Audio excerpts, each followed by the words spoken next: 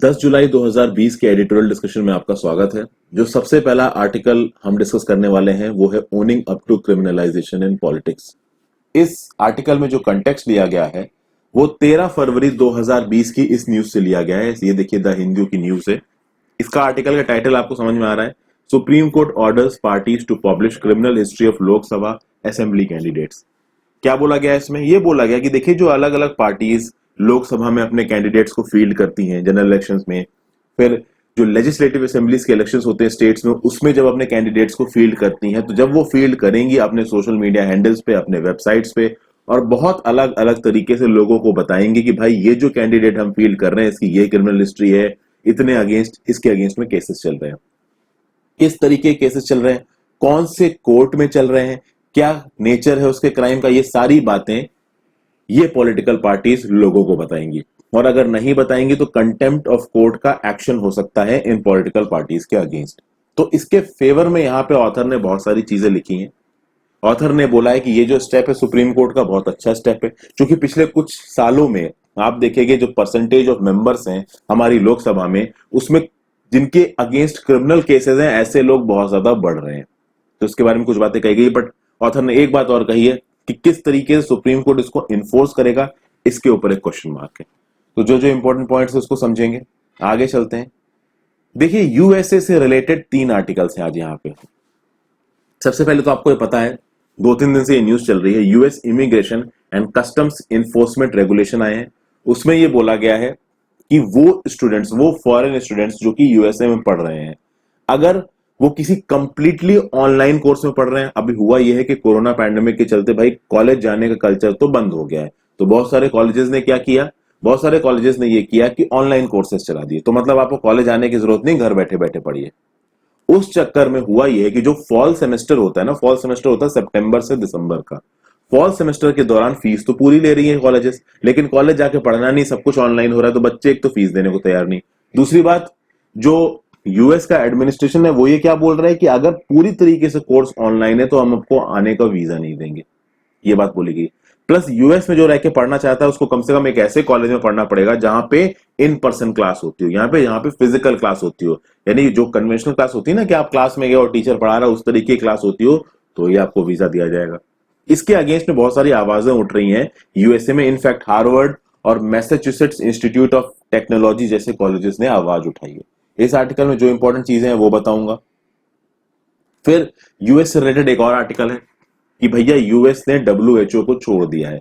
हालांकि भले ही उसने डब्ल्यूएचओ को छोड़ दिया है, 2021 जुलाई 6 को यह डिसीजन यूएसए का इफेक्टिव होगा। अब इसके अगेंस्ट में कुछ बातें कही गई हैं। देखिए डब्ल्यूएचओ से गलती तो हुई है, ठीक है, तो क्या गलती हुई है उसको थोड़ा बहुत देखेंगे, और उसके अगेंस्ट में यूएसए जो डिसीजन ले रहा है उससे यूएसए को क्या नुकसान होगा, और ओवरऑल दुनिया भर में जो हेल्थ इंटेलिजेंस होती है उस पर क्या फर्क पड़ेगा, इसके रिस्पेक्ट में कुछ बातें कही गई, इसे देखेंगे। फिर आगे आते हैं वीजा पॉलिटिक्स। अब इसमें वही सब बातें बोली गई हैं कि देखिए जो स्टूडेंट्स पढ़ने आ रहे हैं, जो फॉरेन स्टूडेंट्स पढ़ने आ रहे हैं यूएसए में, उनके खिलाफ आप वीजा पॉलिटिक्स कर रहे हो। जिनके पास H1B वीजा है, L1 वीजा है, उनके खिलाफ आप पॉलिटिक्स कर रहे हो। एक्चुअली इसके थ्रू डोनाल्ड ट्रम्प करना क्या चाह रहे हैं कि वो ये बताना चाह रहे हैं कि मैं डोमेस्टिक जॉब्स को बचाऊंगा, बाहर के लोगों को अपने देश में ज्यादा घुसने नहीं दूंगा। लेकिन उसके अगेंस्ट में कुछ पॉइंट्स यहाँ पे दिए गए कि उन बाहर के लोगों के दम पे ही यूएस की जो इकोनॉमी है आज वो इतनी बड़ी हो गई है। तो कैसे उन बाहर के लोगों के टैलेंट को यहां पे काउंटर किया जाएगा, इस सब चीजों के बारे में कुछ पॉइंट्स यहां पे बोले गए, इसको देखेंगे। आगे चलते हैं। फिर अगला आर्टिकल है इनविजिबल लोड्स आर्बिट्रेरी डिलीशंस। देखिए सीबीएसई बोर्ड ने कुछ अनाउंसमेंट किया है। उन्होंने बोला है कि 2020 से लेकर 2021 तक का जो अलग अलग सब्जेक्ट का कोर्स होगा उस कोर्स में कुछ रिडक्शन किया गया। अब ऑब्वियस सी बात है, रिडक्शन तो देखिए दोस्तों किया ही जाएगा। कोरोना वायरस के चलते ज्यादा क्लासेस हो नहीं सकती, बहुत सारी क्लासेस ऑनलाइन चल रही हैं, तो जो पूरा करिकुलम होता था, इतना बड़ा जो वास्ट सिलेबस होता था, लगा कि उसमें से कुछ काटना चाहिए। लेकिन जिस तरीके से सिलेबस को यहाँ पे कट किया गया है वो कट करने का तरीका सही नहीं है। यहाँ पे 2 सब्जेक्ट्स की बात की गई है, क्लास 11 से क्लास 12 की फिजिक्स की और बायोलॉजी की। इसमें कुछ स्पेसिफिक के एग्जाम्पल्स के बेसिस पे ये बताया गया कि सीबीएसई ने जो कोर्स कटिंग की है ये थोड़ी सी इलॉजिकल है, थोड़ी सी अनसाइंटिफिक है, तो इसको देखेंगे। और फाइनली जो एक इंपॉर्टेंट आर्टिकल है इसमें वो ये है, इसको मैं डिस्कस नहीं करूंगा। यहाँ पे क्या दे रखा है, internet freedom being sacrificed for national security. देखिए 59 चाइनीज एप्स को बैन किया गया है। Section 69A of the information technology act के अंदर इनको बैन किया गया है। तो यहां पे कुछ बात हो रही है कि भाई ये बैन सही है या बैन गलत है, तो ये बैन लोगों की फ्रीडम में के अगेंस्ट है। देखिए यहां पे मैं आपको एक सिंपल पॉइंट बोलूंगा, देखिए 59 चाइनीज एप्स का जो बैन है ना दोस्तों, this is in favour of national security. China क्या कर रहा है आपको नजर आ रहा है, कोई भी बहाना देके इस चीज को बैन किया गया हो, जरूरी है इस तरीके की चीजों को बैन करना। तो अगर इस बैनिंग से रिलेटेड आपको एग्जाम में कोई सवाल पूछा जाता है तो आप गवर्नमेंट के फेवर में ही लिखेंगे, भले ही आप बहुत बड़े टिकटॉकर रहे हो और आपने वहां पे वीडियोस अपलोड किए हैं। दूसरी बात, इसमें एक एंगल आप और जोड़ सकते हैं। कल ही न्यूज आई है कि इंडियन आर्मी पर्सनल्स को यह बोला गया है आप 89 एप्स को इस्तेमाल नहीं कर सकते, जिसमें फेसबुक इंस्टाग्राम भी है, जबकि फेसबुक इंस्टाग्राम बैन नहीं है। उसका रीजन ये है कि पाकिस्तान के जो ऑफिशियल्स होते थे, खासकर उनके लेडी ऑफिशियल्स जो होती थी, वो इन ऑफिसर्स के साथ टच में आती थी, फोटोज वगैरह शेयर करके इनसे सेंसिटिव इंफॉर्मेशन निकालने की कोशिश करते थे। तो इस तरीके के हनी ट्रैप चल रहे थे। तो इंडियन आर्मी पर्सनल्स इस तरीके की चीजों में ना फंस जाएं, इसलिए उनसे ये बोल दिया गया है कि फेसबुक और इंस्टाग्राम भी आप यूज मत करिए। तो चाहे इंडियन आर्मी पर्सनल्स हो, चाहे इस देश के लोग हो, जब नेशनल सिक्योरिटी की बात आती है तो सबके ऊपर रिस्ट्रिक्शंस लगाए जा सकते हैं। तो ये रिस्ट्रिक्शंस भी सही हैं। कहीं पे भी अगर आप स्टेटमेंट लिखेंगे तो इस तरीके से लिखेंगे, ठीक है। हाँ, जिन लोगों के फ्रीडम अफेक्ट हुए हैं उनके लिए आप ये लिख सकते हो कि हाँ भाई उनके पास दूसरे प्लेटफॉर्म्स अवेलेबल है, वो दूसरे प्लेटफॉर्म पे जाके अपनी प्रतिभा दिखा सकते हैं। तो शुरुआत करते हैं आज के पहले आर्टिकल से, जो कि है आपका सुप्रीम कोर्ट का ये जो डिसीजन था, owning up to criminalisation in politics. फरवरी 2020 का ऑर्डर क्या था, सबसे पहले इसको देखते हैं। सुप्रीम कोर्ट ने फरवरी 2020 को ऑर्डर किया पॉलिटिकल पार्टीज को वो अपने कैंडिडेट्स की एंटायर क्रिमिनल हिस्ट्री, वो कैंडिडेट्स जो कि स्टेट लेजिस्लेटिव असेंबली के लिए लड़ रहे हैं या लोकसभा इलेक्शंस के लिए लड़ रहे हैं, तो उनकी एंटायर क्रिमिनल हिस्ट्री को पब्लिश करेंगे। कहां कहां पब्लिश करेंगे, तो भैया पार्टी के सोशल मीडिया हैंडल पे पब्लिश करेंगे, लोकल न्यूज़पेपर्स में पब्लिश करेंगे, नेशनल न्यूज़पेपर्स में पब्लिश करेंगे, ठीक है। और क्लियर कट शब्दों में वो लोगों को बताएंगे कि हम इन कैंडिडेट्स को इलेक्शन में उतार रहे हैं जिनके ऊपर कुछ क्रिमिनल चार्जेस चल रहे हैं। अब किस तरीके के क्रिमिनल चार्जेस चल रहे हैं ये भी बताया जाएगा वहां पे। उसके बाद देखिए दोस्तों, एक और बात कही गई है, ये करना कब है, डेडलाइन क्या है इसको करने की। नॉमिनेशन फाइलिंग की जो पहली डेट होती है, ठीक है, less than 2 weeks before the date of filing of nominations या 48 घंटे of the selection of candidates. ये सिलेक्शन ऑफ कैंडिडेट्स वो सिलेक्शन है, होता है ना, पार्टी की लीडरशिप नाम तैयार करती है कि भाई इस कॉन्स्टिट्यूएंसी से ये पर्सन लड़ेगा, तो जैसे वो सिलेक्शन हो जाए उसके 48 घंटे के अंदर बता दीजिए, या फिर less than 2 weeks before the first date of filing of nominations.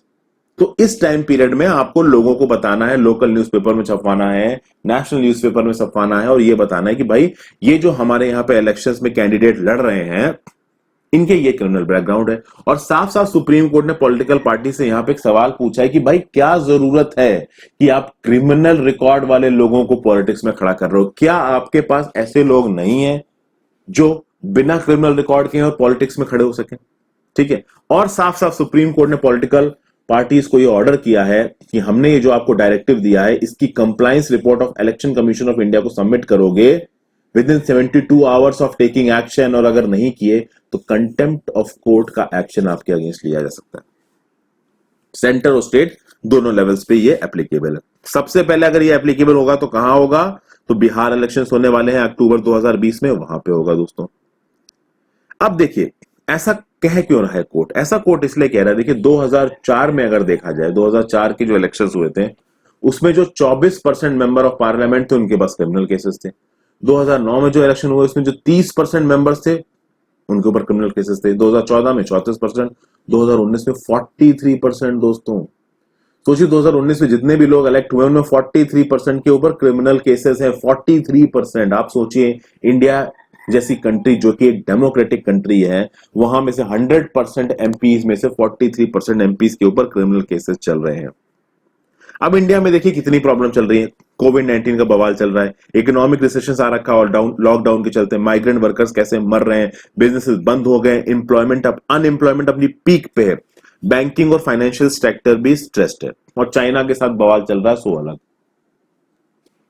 उसके अंदर एक चीज पे हमारा ध्यान नहीं जा रहा और वो ध्यान है एक स्पेशल तरीके के वायरस पे जिसको बोला जाता है क्रिमिनल वायरस। ये क्रिमिनल वायरस भी हमारे पॉलिटिकल सिस्टम में घुस गया है, ऐसा इस ऑथर को बोलना जरूरी है कि इस क्रिमिनल वायरस को बाहर निकाला जाए। क्योंकि जरूरी यह है कि जो लोग इलेक्ट होके आ रहे हैं उनके अंदर इंटेंट होनी चाहिए पब्लिक सर्विस की। जब भी कोई एक पर्सन किसी एक इंपॉर्टेंट पोस्ट पे आता है, वो उस इंपॉर्टेंट पोस्ट पे तब सही तरीके से काम कर सकता है जब उसके दिमाग में हो, जब उसके अंदर एक इंटेंशन हो कि हाँ भाई मुझे लोगों के लिए काम करना है। हम ये देख रहे हैं कि पिछले 16 सालों में जो क्रिमिनल एलिमेंट्स है हमारी पॉलिटिक्स में वो बढ़ते ही जा रहे हैं, बढ़ते ही जा रहे हैं। जिसके चलते हो क्या रहा है, तो बैड गवर्नेंस हो रही है। बहुत सारे सर्वे हुए हैं जिससे लोग ये साफ साफ बता रहे हैं कि भाई गवर्नेंस की जो क्वालिटी है वो गिरी है। फिर एमएलए और एमपी की खरीद फरोख्त चलती है कि हाँ भाई किसी भी एक पर्टिकुलर स्टेट में सरकार बनाने के लिए एमएलए को खरीद लिया। एक रिस्पेक्टिव स्टेट है जहां पे एमएलए की खरीदारी अभी पिछले कुछ दिनों में हुई है। कौन सा वो स्टेट है नीचे कमेंट सेक्शन में बताइए। मैंने 2-3 बार उसको अपने एडिटोरियल में इंक्लूड भी किया है, अगर आप पढ़ रहे होंगे तो आपको मालूम होगा। फिर ऐसा नहीं है कि इस क्रिमिनलाइजेशन ऑफ पॉलिटिक्स के अगेंस्ट में पहले कोई कोर्ट जजमेंट आया ही नहीं है। बहुत मतलब पिछले 10 सालों से सुप्रीम कोर्ट बहुत सारे ऐसे जजमेंट्स दे चुका है जिसमें यह बात बोली गई है कि भाई क्रिमिनल एलिमेंट्स को हटाइए। अच्छा, यहां पे पार्टी लीडरशिप के ऊपर भी इल्जाम लगाया जा रहा है। किसी पर्टिकुलर पार्टी की बात नहीं हुई है, लेकिन यह बोला जा रहा है कि जो पार्टी की लीडरशिप होती है वही तो कैंडिडेट्स को फील्ड करती है। तो इस कॉन्स्टिट्यूएंसी से ये मेंबर लड़ेगा, इस कॉन्स्टिट्यूएंसी से ये मेंबर लड़ेगा, ये कौन डिसाइड करता है? ये पार्टी की लीडरशिप डिसाइड करती है। तो अगर पार्टी की लीडरशिप इस तरीके की चीजें डिसाइड कर रही है तो पार्टी की लीडरशिप इस चीज के लिए रिस्पॉन्सिबल भी होगी। और जरूरी यह है, हमें अगर इस तरीके की चीजें करनी है, अगर क्रिमिनलाइजेशन ऑफ पॉलिटिक्स को रोकना है तो हमें विजिलेंट रहना पड़ेगा। तो विजिलेंट रहने के लिए क्या करना पड़ेगा? जो कैंडिडेट्स अपने एफिडेविट फाइल करते हैं इलेक्शन कमीशन ऑफ इंडिया के सामने, उन एफिडेविट की प्रॉपर स्कैनिंग होनी चाहिए, एनालाइज करना चाहिए उसको। फिर किसी भी एक पर्टिकुलर कैंडिडेट के बारे में जो इंफॉर्मेशन है वो पूरी तरीके से सोशल मीडिया पे सर्कुलेट होनी चाहिए और विदाउट एनी रिस्ट्रिक्शंस लोग उसको एक्सेस कर सकें। तो लोकल लेवल पे जो गुंडागर्दी चलती है, जो हुलीगनिज्म चलता है, उसको रोकना चाहिए। सोशल मीडिया हैंडल्स पे, वेबसाइट पे अगर ये चीजें छपने लगी प्रॉपर तरीके से तो चीजें बहुत अच्छी हो जाएंगी। जो मनी एलिमेंट्स चलता है कि भैया ग्राउंड लेवल पे जब वोटिंग डाली जाती है तो पैसा बहुत चलता है। तो गरीब आदमी को जाके तुमने एक बोतल दारू की दे दी और उसको 200 रुपए दे दिए, वो खुश हो गया। उसको आपने 200 रुपए दिए, उसने बोला मेरा तो एक दिन के ठर्रे का इंतजाम हो गया, तो मैं तो उसी पर्सन को वोट दूंगा जो मेरे एक दिन के ठर्रे का इंतजाम करेगा। तो इस तरीके की चीजें देखिए आज की डेट में हमारी पॉलिटिक्स में हो रही है। फेक न्यूज चल रही है, लोग बड़े बड़े क्लेम्स करते हैं, बाद में होता कुछ है नहीं। तो टेंटेड कैंडिडेट्स हमारे पॉलिटिक्स में ना आ पाए, ये जरूरी है। और इसके लिए महात्मा गांधी जी के एक सिद्धांत को यहां पे कोट किया गया है कि अगर आपको किसी एक प्रॉब्लम को सॉल्व करना है तो आपको उस प्रॉब्लम से लड़ना पड़ेगा, और यहां पे आपको उस प्रॉब्लम से लड़ना पड़ेगा। लेकिन एक और बात है दोस्तों, सुप्रीम कोर्ट ने बैन नहीं लगाया। मतलब जो पॉलिटिकल कैंडिडेट्स हैं, एक यहां पे व्यू पॉइंट ये भी बैठता है ना कि अगर सुप्रीम कोर्ट बोल रहा है कि भाई क्रिमिनलाइजेशन ऑफ पॉलिटिक्स नहीं होना चाहिए, तो सुप्रीम कोर्ट ये कह सकता है कि भैया जिसके ऊपर कोई भी क्रिमिनल केस चला है उसको वोट में लड़ाइए मत। अब देखिए पहले क्या हुआ दोस्तों, क्रिमिनल केसेस लगते हैं लोगों के ऊपर, वो बंद हो जाते हैं। तो जब क्रिमिनल केसेस लगते हैं लोगों के ऊपर और वो बंद हो जाते हैं, उसके बाद भी वो बंदा इलेक्शन लड़ता है। तो क्या ये पॉसिबल नहीं है कि किसी एक पर्सन के ऊपर पहले कोई क्रिमिनल केस चला हो, उसके बेसिस पे उसको बैन कर दिया जाए? तो सुप्रीम कोर्ट ने बोला ये नहीं हो सकता। बहुत सारे लीगल कंस्ट्रेंट्स है, बहुत सारे टेक्निकल कंस्ट्रेंट्स है, ये चीज नहीं हो सकती। लेकिन हाँ, ये जरूरी है लोगों की अवेयरनेस को आप बढ़ाइए, लोगों को बताइए कि इस पर्सन के अगेंस्ट में ये क्रिमिनल केस इस समय पे रहा है, इस कोर्ट में रहा है। उसके बेसिस पे लोगों को ये डिसाइड करने दीजिए कि क्या वो इनको इलेक्ट करना चाहते हैं या नहीं इलेक्ट करना चाहते हैं। ये बातें इस आर्टिकल में कही गई है। आगे चलते हैं। अच्छा, आगे बढ़ने से पहले एक और चीज दोस्तों मैं आपको बताना चाहूंगा। Representation of people's act RPA 1951 का आपने सुना होगा। आरपीए 1951, इसके 2 सेक्शंस हैं। एक है आपका सेक्शन 8/3,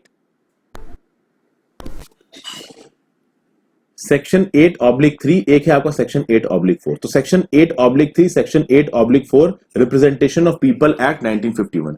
सेक्शन 8/3 क्या बोलता है? मान लीजिए कोई एमपी है, एमएलए है, किसी एमपी और एमएलए के ऊपर कोई केस चला और उस केस में उसको 2 साल से ज्यादा की सजा हुई। तो जब उसको 2 साल से ज्यादा की सजा हुई दोस्तों, तो वो ऑब्वियस सी बात है अपनी एमपी या एमएलए की सीट के लिए उस समय पे डिस्क्वालीफाई हो जाएगा।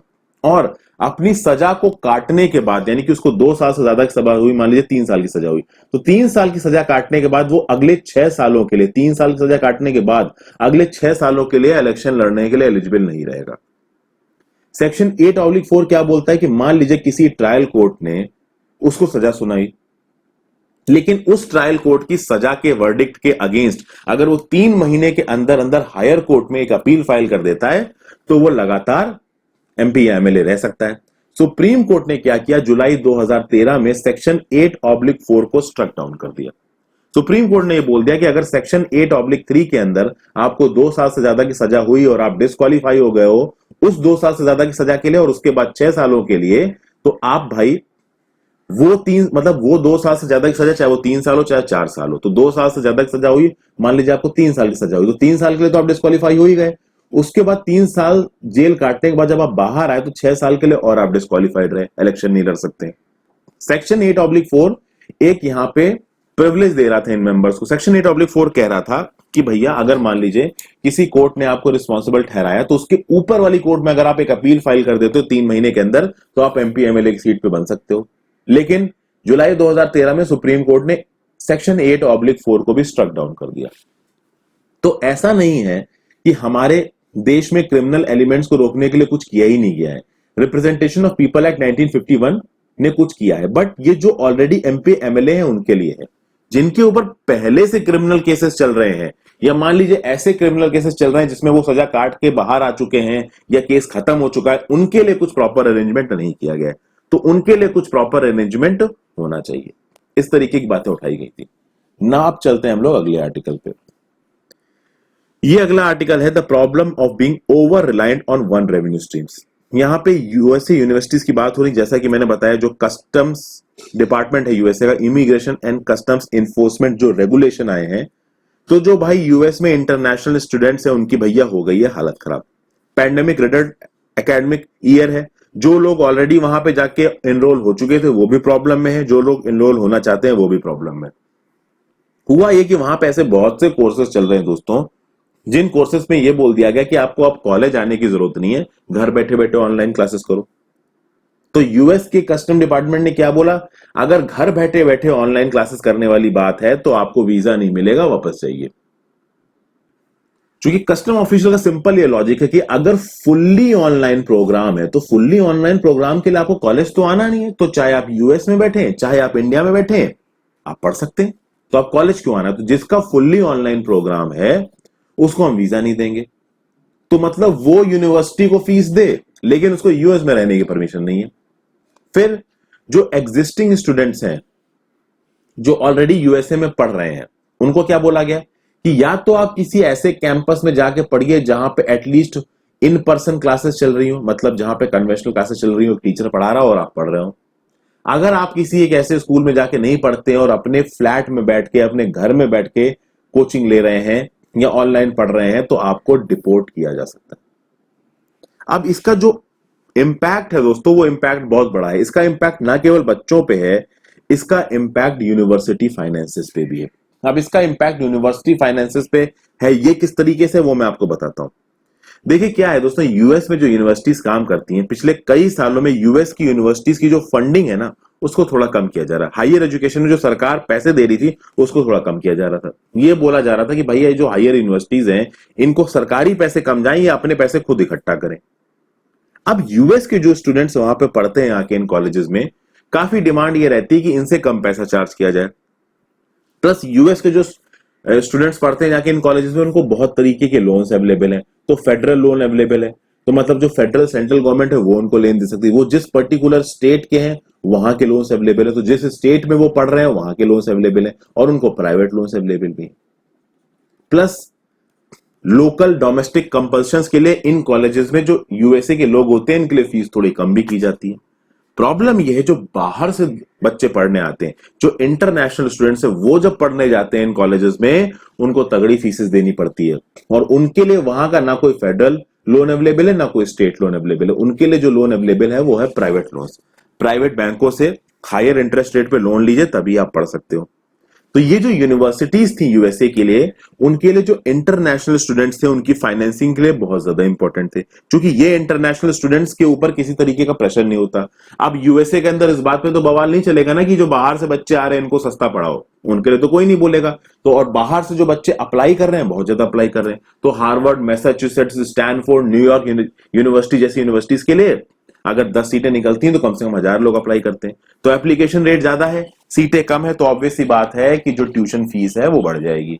अब जब ट्यूशन फीस बढ़ जाएगी तो बाहर वाले बच्चे एक अच्छे फ्यूचर की तलाश में ट्यूशन फीस भर देंगे और वहां की यूनिवर्सिटीज को भी ट्यूशन फीस मिल जाएगी, तो वो लोग फाइनेंशियली वायबल हो पाएंगे। ये सब बातें देखिए दोस्तों, कहीं कहीं एक स्टैट यहां पे निकल के आ रहा है कि जो डिपार्टमेंट ऑफ कॉमर्स है, यूएस डिपार्टमेंट ऑफ कॉमर्स, उसने बोला था 2018 में जो इंटरनेशनल स्टूडेंट्स हैं उन्होंने 44.7 बिलियन डॉलर्स कंट्रीब्यूट किए यूएस की इकोनॉमी को। क्योंकि जब एक बच्चा बाहर से यूएसए में पढ़ने के लिए जाता है तो वो केवल फीस पे नहीं करता, वो वहां पे रहता है तो वहां पे रेंट भी पे करता है, वो वहां पे खाना खाता है, तो वहां की इकोनॉमी में पैसा डालता है। अब चूंकि कोविड-19 फैल गया है, इंटरनेशनल स्टूडेंट्स की हालत खराब है, कैंपसेस बंद पड़े हैं, इंटरनेशनल ट्रेवल बंद हो गया। जो फॉल सेमेस्टर है, वहां पे फॉल सेमेस्टर को बोलते हैं लगभग सितंबर से लेकर दिसंबर का टाइम होता है ना, 4-5 महीने का, इसको फॉल सेमेस्टर बोलते हैं। फॉल सेमेस्टर में हो क्या रहा है, ज्यादातर क्लासेस तो हो नहीं रही हैं, कॉलेजेस बंद पड़े हैं। तो जो कॉलेजेस हैं वो ये कह रहे हैं कि भाई कॉलेज आने की जरूरत नहीं है, ऑनलाइन पढ़ो घर पे बैठ के, हमें पैसा दे दो। तो बच्चे देना ही नहीं चाहते, बच्चे तो उन कॉलेजेस में पढ़ने के लिए गए थे ना। आप हार्वर्ड यूनिवर्सिटी में पढ़ने जाओ, हार्वर्ड यूनिवर्सिटी में पढ़ने क्यों जाओगे? क्योंकि हार्वर्ड कॉलेज के कैंपस में आप जाओगे, वहां पे इंटरनेशनल स्टूडेंट्स के साथ आप इंटरेक्ट करोगे, तो इसके लिए आप पैसा दोगे। अब आपसे हार्वर्ड यूनिवर्सिटी बोल दे नहीं घर बैठ के पढ़ो, ठीक है, उसके पैसे दे दो, तो क्या आप दोगे? नहीं दोगे, चाहे कितनी बड़ी यूनिवर्सिटी हो। तो ये सब दोस्तों यहाँ पे प्रॉब्लम्स आ रही हैं। तो बच्चों के लिए तो प्रॉब्लम है ही है, साथ साथ यूनिवर्सिटीज के लिए भी प्रॉब्लम है। प्लस वीजा रिलेटेड क्वेश्चंस बहुत ज्यादा हो गए हैं, वीजा के नाम पे जो हॉरेसमेंट है उसके बढ़ने के चांसेस बहुत ज्यादा हो रहे हैं। और ये भी बात है कि मान लो इन पर्सन क्लासेस शुरू भी हो जाती हैं, मान लो आप वहां पे जाके कॉलेज में कन्वेंशनल मोड में पढ़ने भी रहते हो, तो भी आप कोरोना वायरस के इन्फेक्शन के रिस्क पे रहोगे, कभी भी आपको कोरोना वायरस हो सकता है। चूंकि अब आप वहां पे आप क्लास में बैठ के पढ़ोगे, कोई लेके घूम रहा है तो सबको हो जाएगा। पूरा जो यहाँ पे कोरोना वायरस से बचने का जो व्यू पॉइंट है वो यही तो है कि फिजिकल डिस्टेंसिंग, सोशल डिस्टेंसिंग। अब आप क्लास में बैठ के पढ़ने लगोगे तो प्रॉब्लम है। तो यूनिवर्सिटी के पॉइंट ऑफ व्यू से देखा जाए तो यूनिवर्सिटी को अब ये समझ में आ रहा है कि ट्यूशन रेवेन्यू से तो कुछ होने वाला है नहीं, क्योंकि अगर बाहर से बच्चे आएंगे नहीं तो पैसा आएगा नहीं, तो भाई यूनिवर्सिटीज को पैसा कहां से मिलेगा? तो यूनिवर्सिटीज ने सोचा केयर्स एक्ट से पैसा ले लें। यूएस का एक एक्ट है केयर्स एक्ट। केयर्स एक्ट का फुल फॉर्म क्या है? Coronavirus aid relief and economic security act. Problem यह है कि केयर्स एक्ट के थ्रू भी ज्यादा पैसा मिल नहीं रहा है, सरकार के पास ज्यादा पैसा बचा नहीं है, तो सरकार ज्यादा यूनिवर्सिटीज को पैसा दे नहीं पाएगी। दूसरा क्या है कि भैया प्राइवेट रिसर्च ग्रांट्स मिलती हैं। प्राइवेट रिसर्च ग्रांट्स क्या होती हैं कि जो बड़ी बड़ी कंपनीज है दोस्तों, वो इन यूनिवर्सिटीज को ग्रांट दे देती हैं कि ठीक है भाई आप रिसर्च करिए और रिसर्च के रिजल्ट हमारे साथ शेयर करिएगा, हम उनका इस्तेमाल करेंगे। वो प्राइवेट रिसर्च ग्रांट भी बंद होंगी क्योंकि बिजनेसेस ठप हो रहे हैं। तो जब बिजनेसेस ठप होंगे तो बिजनेसेस के पास ही पैसा नहीं होगा, तो वो क्या ग्रांट देंगे यूनिवर्सिटीज को? तीसरी चीज यहां पे बोली जा रही है कि जो एंडोमेंट्स होते थे, क्या होता है ना दोस्तों, यूनिवर्सिटीज के बहुत सारे एंडोमेंट्स चलते हैं। उन एंडोमेंट्स में क्या होता है, यूनिवर्सिटीज के पास जब एक बड़े अमाउंट में पैसा आता है तो उस पैसे को यूनिवर्सिटीज मार्केट में इन्वेस्ट कर देती हैं, और जब वो उसको मार्केट में इन्वेस्ट कर देती हैं उसके ऊपर इन यूनिवर्सिटीज को इंटरेस्ट मिलता है, उससे अपना खर्चा चलाती हैं। अब प्रॉब्लम यह है कि मार्केट में जो पैसा इन्वेस्ट कर रखा है वो एक पर्टिकुलर टाइम पीरियड के लिए इन्वेस्ट कर रखा है, उसको आप एक टाइम पीरियड से पहले निकाल नहीं सकते, बहुत सारे पॉलिसी इश्यूज होते हैं। दूसरी बात, यूनिवर्सिटी निकालना चाहेंगी भी नहीं। यूनिवर्सिटी अपनी सेविंग को या फिर अपने इन्वेस्टमेंट को किसी इमरजेंसी सिचुएशन में पूरी तरीके से अनसस्टेनेबल तरीके से इस्तेमाल नहीं करना चाहेंगी। तो इंडोमेंट वाला जो रास्ता था वो बहुत ही टेम्परेरी रास्ता है, मार्केट फोर्सेस के हिसाब से, मार्केट कंडीशंस के हिसाब से उसको इस्तेमाल नहीं किया जा सकता है, और केवल जो उसका इंटरेस्ट कंपोनेंट है वो अच्छा है नहीं, क्योंकि पूरी दुनिया भर की इकोनॉमी ठप हो गई है। तो आप देखिए इन्वेस्टमेंट पे जो इंटरेस्ट आ रहा है वो कम हो गया। आप इंडिया में भी देखिए फिक्स डिपॉजिट कहां 7% इंटरेस्ट मिलता था, कहां कोरोना वायरस के काल में 5% पे आ गया है फिक्स डिपॉजिट का इंटरेस्ट। तो यूनिवर्सिटी के जितने भी फाइनेंस के सोर्सेस थे वो ठप हो रहे हैं। तो अब यूनिवर्सिटी करे तो करे क्या? तो ऑलरेडी आप देखोगे दोस्तों, मैसाचुसेट्स इंस्टीट्यूट ऑफ टेक्नोलॉजी और हार्वर्ड यूनिवर्सिटी, ये दोनों एक लॉ सूट फाइल कर चुकी हैं against the US department of homeland security and the ICE. तो ऑलरेडी ये दो बड़े बड़े कॉलेज, एमआईटी कितना बड़ा कॉलेज है, Massachusetts institute of technology, Moradabad institute of technology नहीं, ठीक है। तो मैसाचुसेट्स इंस्टीट्यूट ऑफ टेक्नोलॉजी और हार्वर्ड यूनिवर्सिटी, ये दोनों एक लॉ सूट फाइल कर चुकी हैं US department of homeland security के अगेंस्ट में और आईसीई के अगेंस्ट में। किसके अगेंस्ट में? जो वीजा नॉर्म्स लेके आए गए हैं ना, इसके अगेंस्ट में, क्योंकि इनसे इन यूनिवर्सिटीज की इकोनॉमिक वायबिलिटी कम होगी। अब बात यह है कि आगे आने वाले समय में किसी ना किसी तरीके से पब्लिक हेल्थ को भी डील करना है और इन यूनिवर्सिटीज की इकोनॉमिक वायबिलिटी भी देखनी पड़ेगी। जो कोर है इश्यू का वो ये है कि जो डोनाल्ड ट्रंप है ना, वो प्रोटेक्शनिज्म को प्रमोट कर रहे हैं। वो ये चाह रहे हैं कि फॉरेन स्टूडेंट्स आके यूएस की इकोनॉमी से फायदा ना उठाएं, यूएसए के लोगों को ज्यादा फायदा हो। तो वो वीजा में भी यही बवाल कर रहे हैं, अभी वीजा वाला आर्टिकल भी देखेंगे। तो वो एजुकेशन में भी ये बवाल कर रहे हैं, ठीक है। और एकदम से जब ये बवाल होगा, सब कुछ इलेक्शन गमिक है। देखिए नवंबर में इलेक्शंस है और इन इलेक्शंस के दम पे जो यूएस के वोटर्स हैं उनको डोनाल्ड ट्रंप खींचना चाहते हैं। वो कितने सक्सेसफुल होंगे वो तो नवंबर में पता चलेगा, बट यूनिवर्सिटीज के फाइनेंसेस रुके हुए हैं। वीजा प्रॉब्लम्स भी बहुत सारी आ गई हैं और उसको हम लोग देखेंगे आगे। फिलहाल के लिए अच्छा, पहले वीजा प्रॉब्लम्स वाला आर्टिकल हम लोग देख लेते हैं दोस्तों। वीजा पॉलिटिक्स, इसमें क्या कहा गया है? तो एजुकेशन की फील्ड में जो बच्चे पढ़ने आ रहे हैं उनका वीजा तो आप ब्लॉक ही कर रहे हो, साथ साथ H1B visa, L1 visa, green card की प्रोसेसिंग, सब पे रोक लगा दी डोनाल्ड ट्रंप ने इस ईयर के एंड तक। सवाल ये उठ रहा है कि डोनाल्ड ट्रंप ऐसा इसलिए कह रहे हैं क्योंकि डोनाल्ड ट्रंप को यह लगता है कि बाहर से जो लोग आके काम कर रहे हैं यूएसए में, उससे ज्यादा उतना ही अच्छा काम कौन कर सकता है? यूएस के लोग कर सकते हैं। तो जो चाइनीज, इंडियंस और दुनिया भर के लोग जाके यूएसए में काम कर रहे थे, यूएसए की इकोनॉमी में कंट्रीब्यूट कर रहे थे, डोनाल्ड ट्रंप को यह लग रहा है कि वो पैसा यूएसए से बाहर लेके जा रहे हैं, तो जरूरी है कि यूएस के लोगों को पैसा दिया जाए। लेकिन ये सब जो कि भी हो रहा था, ये market force of demand and supply के हिसाब से हो रहा था। ये जितने भी लोग बाहर से जाके यूएसए में काम कर रहे थे, वो अपने टेक्निकल नो हाउ को यूएसए की प्रोग्रेस में लगा रहे थे, जिससे यूएसए की इकोनॉमी को फायदा हो रहा था। तो इससे लॉन्ग टर्म में इस आर्टिकल में ये कहा जा रहा है कि अल्टीमेटली नुकसान यूएसए को ही होगा, क्योंकि यूएस के जो लोग हैं, यूएस का जो हायर और प्रोफेशनल एजुकेशन सिस्टम है, वो उस तरीके का टेक्निकल नो हाउ, उस तरीके का क्राउड अभी भी प्रोड्यूस नहीं कर सकता जो कि इंडियंस और चाइनीज जाके यूएस में काम करके प्रोड्यूस करते हैं। ये सब बातें यहां पे बोली जा रही। तो ये जो यूएस के वीजा रूल्स हैं, this is basically a political gimmick to get the votes in the November elections. ये जो कुछ भी नियम कानून बना रहे हैं डोनाल्ड ट्रंप, इसके अगेंस्ट में पूरे यूएस में बहुत सी आवाजें उठ रही हैं डोनाल्ड ट्रंप के अगेंस्ट में। बड़े बड़े बिजनेस एग्जीक्यूटिव्स भी आवाज उठा रहे हैं, बड़ी बड़ी यूनिवर्सिटीज भी आवाज उठा रही हैं। अब वो नवंबर के इलेक्शंस में पता चलेगा कि क्या होने वाला। फिर आ जाते हैं इस आर्टिकल पे, नन गेन्स। देखिए यहां पे मैं कहूंगा कि जो डोनाल्ड ट्रंप ने किया है कुछ हद तक सही है। यूएस ने क्या बोला कि भैया हम डब्ल्यूएचओ से निकल जाएंगे। अब डब्ल्यूएचओ से निकलने से यूएस को क्या फायदा है? देखिए 6 जुलाई को ही डोनाल्ड ट्रंप ने बोल दिया था हम डब्ल्यूएचओ से निकल जाएंगे। 6 जुलाई को यूएस में 28 लाख से ज्यादा कोरोना वायरस के केस हो गए, तो 1,30,000 लोग लगभग मर चुके हैं। डोनाल्ड ट्रंप का गुस्सा जरूरी है और सही भी है। देखिए डब्ल्यूएचओ ने कोरोना की हैंडलिंग सही की नहीं है। चाइना ने तो कोरोना की हैंडलिंग को रोका। चाइना को तो यह बोला जा रहा है कि नवंबर के एंड में ही यह बात पता थी कि ह्यूमन टू ह्यूमन ट्रांसमिशन हो रहा था, बट चाइना ने बताया नहीं। डब्ल्यूएचओ को यह बात जनवरी के स्टार्ट में पता चली। डब्ल्यूएचओ ने यह बात चाइना से पूछी, चाइना ने उसको छुपाया। डब्ल्यूएचओ को हल्का फुल्का ये आइडिया लग गया था कि ह्यूमन टू ह्यूमन ट्रांसमिशन चल रहा है, पर चाइना ने इंफॉर्मेशन एमिनेशन को धीमा किया। डब्ल्यूएचओ को रोका इस इंफॉर्मेशन को आगे बताने से। और चूंकि ह्यूमन टू ह्यूमन ट्रांसमिशन की खबर अगर पक्की है तो डब्ल्यूएचओ को तुरंत ये बात पूरी दुनिया भर की कंट्रीज को बतानी चाहिए, क्योंकि ऑब्वियस सी बात है वुहान जैसी डिस्ट्रिक्ट से, जो कि एक बहुत बड़ी इंडस्ट्रियलाइज्ड डिस्ट्रिक्ट है, दुनिया भर में लोग जा रहे हैं। और अगर कोई भी एक ऐसा ह्यूमन है जिसके पास कोरोना वायरस है, अगर उसको वो लेके दूसरी कंट्री में जा रहा है, तो वो वहां पे लोगों को भी नुकसान पहुंचाएगा। तो कहीं ना कहीं डब्ल्यूएचओ से गलती हुई है और कहीं ना कहीं डब्ल्यूएचओ को रिस्पॉन्सिबल ठहराना जरूरी है। तो ट्रंप ने डब्ल्यूएचओ को छोड़ दिया। लेकिन यहां पे देखिए ट्रंप को बहुत ज्यादा क्रिटिसाइज किया जा रहा है, क्योंकि डब्ल्यूएचओ में भले ही उनका काम सही हो मेरे हिसाब से, लेकिन बाकी जगहों पे वो इतना गड़बड़ काम कर रहे हैं कि सब उनके दुश्मन बन रहे हैं। अब अगर डब्ल्यूएचओ से निकलने का जो डिसीजन लिया है आपका यूएसए ने, उसको चाइना ऑलरेडी क्रिटिसाइज कर चुका है। चाइना बोल चुका है कि इससे जो वर्ल्ड हेल्थ इंफ्रास्ट्रक्चर है वो कम होगा।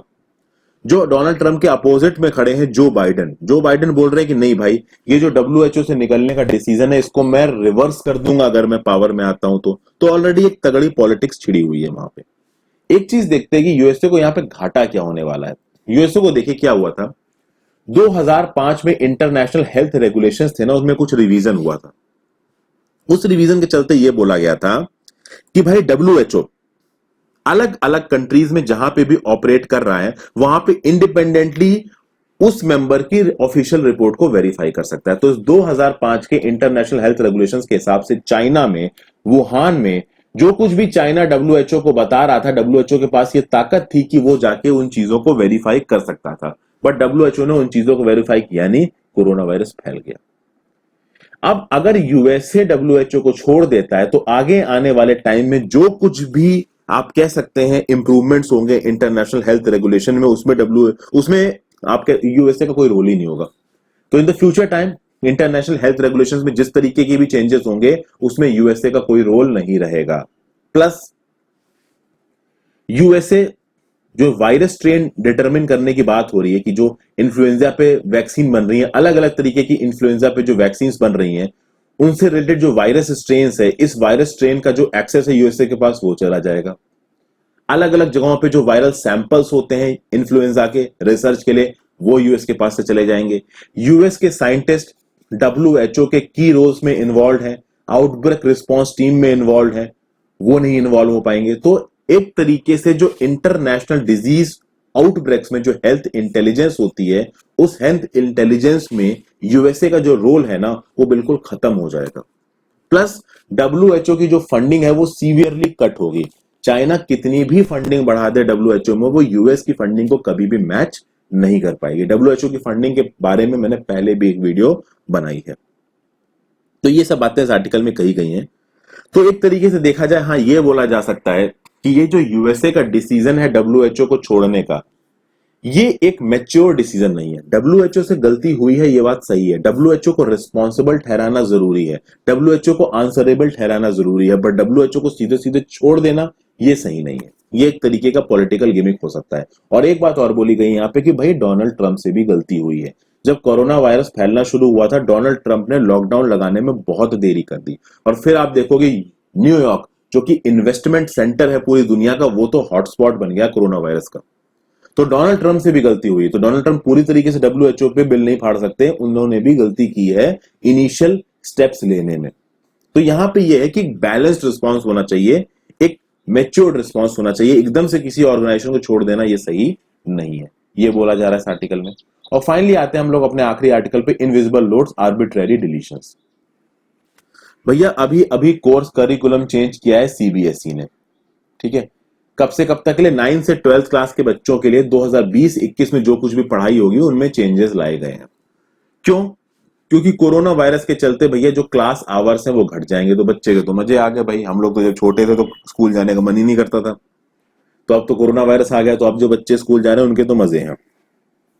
अच्छा, सीबीएसई ने जो सर्कुलर निकाला है, उन्होंने ये बोला है कि ये जो कोर्स कटिंग हमने की है ना, ये हमने ऐसे हैफेजर्ड वे में नहीं की है। उसके लिए हमने करिकुलम कमिटी से और governing body of the board से परमिशन ली है, उसके बाद हमने इन कोर्सेज को कट किया। अब कोर्सेज को कट किस तरीके से किया है इसको देखते हैं। साइंस सिलेबाई में जो कटिंग की है वो फॉल्टी बता रहा है ऑथर दो तरीके से।